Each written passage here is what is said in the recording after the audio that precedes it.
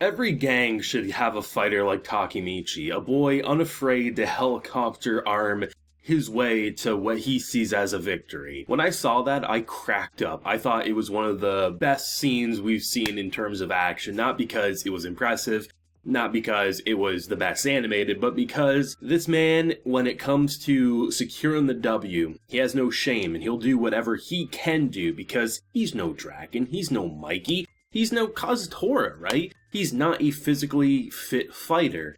But goddamn does he have courage when it counts. Like, yeah, people like to make his jabs that he cries a lot, but most people would be crying if they got their face punched in or they had the weight of the world on their shoulders. But to see, like, how dumbfounded both sides were at the sight of him, I think is one of the more realistic scenes we've seen in the middle of what is seen as a gang war. Because when people are kicking the living shit out of people and people are beating people over the head with metal pipes, and you see someone helicopter arm, which is something you would see on the playground when you're in 3rd or 4th grade, you can't help but for a moment let your guard down, and honestly, you're just glad to have someone like that on your side. Not because he's going to turn the tides in a physical way, but more so, he's enough to be like a stun grenade to your enemies. And I have to say, Bloody Halloween is living up to its name. Now, usually, because I cover this show on a Sunday pretty much every single time, usually around 11, 12, something like that on the Saturday in terms of like 11 p.m., 12 a.m. I see Tokyo Revengers trending, and I didn't see it trending last night. Maybe I just missed it, maybe just other things were taking over the hashtags. So I thought maybe this episode wasn't going to be crazy. And that's kind of sometimes the brilliance, is I set these expectations up where it, in return, blindsides me, because this episode was non-stop crazy action. But because we've been building up this Valhalla versus Tommon fight, it really took me by surprise. And there was a moment towards the end where Mikey gets hit over the head with the pipe. When they initially were directing that scene, I thought Mikey was going to stop them. Basically, what happened at the very end of the episode where he kicks ass and takes names, I thought was going to happen immediately. So when he got clocked over the head, I was like, oh, it's Mikey, he's just going to shrug it off. And when I saw him almost like lifeless on the floor, I was so dumbfounded. That was one of the more powerful and unexpected moments, and I'm sure I'm not alone saying, when he got initially cracked and he was lifeless, that was frightening, because anything can happen in this show. Anyone can die. I truly don't think anyone's safe other than Takemichi to a certain degree, because he is the kind of catalyst and the driving factor of changing history, right? I don't see this being one of those shows where it switches main characters when someone unexpectedly dies.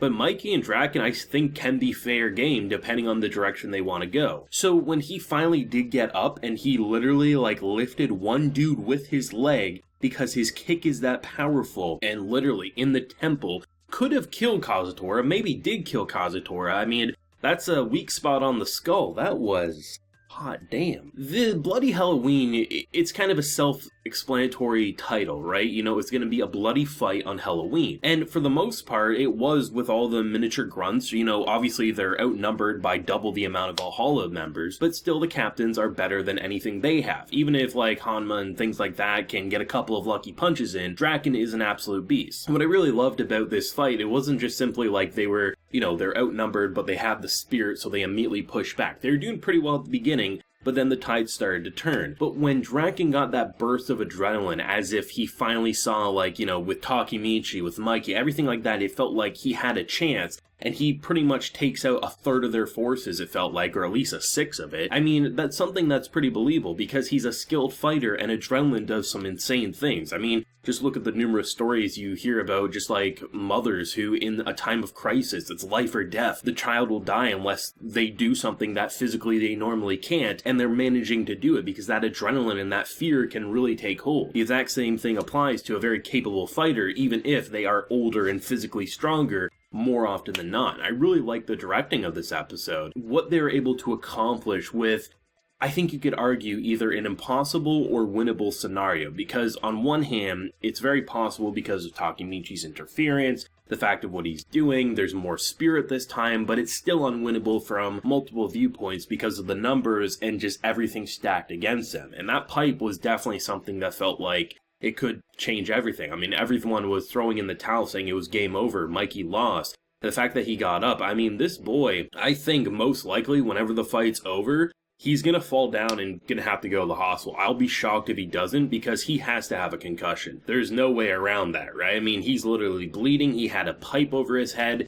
But Mikey's rage and everything like that, I mean, when he's like, is that why you killed my brother because he was an enemy? As then you have Kazutora still blaming Mikey, and it was obvious he had a bad family life. I mean, I pointed it out in the review, I think it was last week, but I had it pointed out in the comments a couple weeks back. When we were initially getting that backstory of stealing the bike, they were at a diner, and there was a family visibly happy, and Kazutora was visibly upset. We get the confirmation. His father was an abusive piece of shit, the mother was emotionally abused, and was telling the son to take a side, and yeah, you can understand how a mixture of bad home life with a bad circumstance of you killing someone and needing someone to blame because you're probably surrounded all your life by blaming people, that's the only way to do it. You get a very emotionally broken teenager who's now a part of one of the most deadly gangs that Japan knows. Everything makes sense. Doesn't excuse it, but explains it to a T. And to see Mikey this is one of the more ferocious Mikeys that we've seen, because there's a difference when he's kicking ass and taking names or threatening to kill Takemichi. There's another when you bring up the brother and is like, is that why you killed him? And you see the difference in his eyes. Beautifully directed. And honestly, I think the voice acting can go underappreciated, because obviously certain characters, Takemichi, Mikey, Drakken,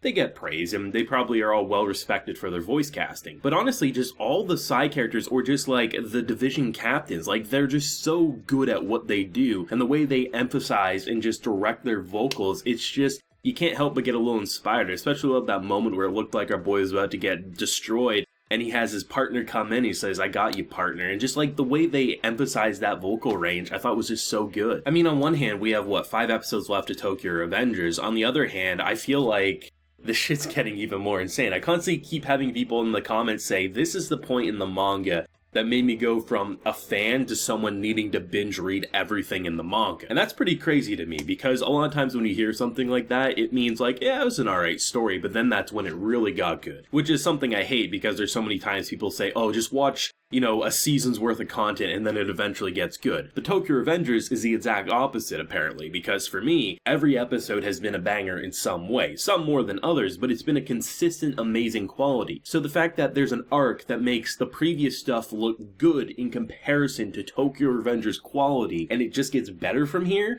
that's kind of insane to me, and not many shows get to do that. Most shows fall in the category of it's meh to alright and then eventually gets good, not it's amazing and then its new amazing quality makes that previous amazing quality just look basic in comparison. This shit is one of my favorite shows to review this year. It's definitely up there in terms of if I was to make a top 10, maybe even top 5 of my favorite shows that I've covered this year, Tokyo Revengers is falling into one of those categories. Probably a higher mark, in the 7 to 6 mark of, if I was to rank it, I'd really have to break it down, but, that's how much I really enjoy this show, and yeah, I mean, if this doesn't get confirmation that it's getting more within a year's time, there's no way I don't read the manga, and I feel like it will get that season 2, and god damn it, we will get that season 2, you just have to believe, like Takemichi believes, that his helicopter arms can take care of these goons, but anything's possible. Let me know your feelings though down below. What do you think's gonna happen now that Kazutora is down for the count by the looks of it? You think Mikey's gonna live into that foreshadowing of him killing him, or you think something different's gonna occur? Let me know down below. Leave a like if you enjoyed and subscribe if you're new around here. So until next time, everyone, please take care and have a good one.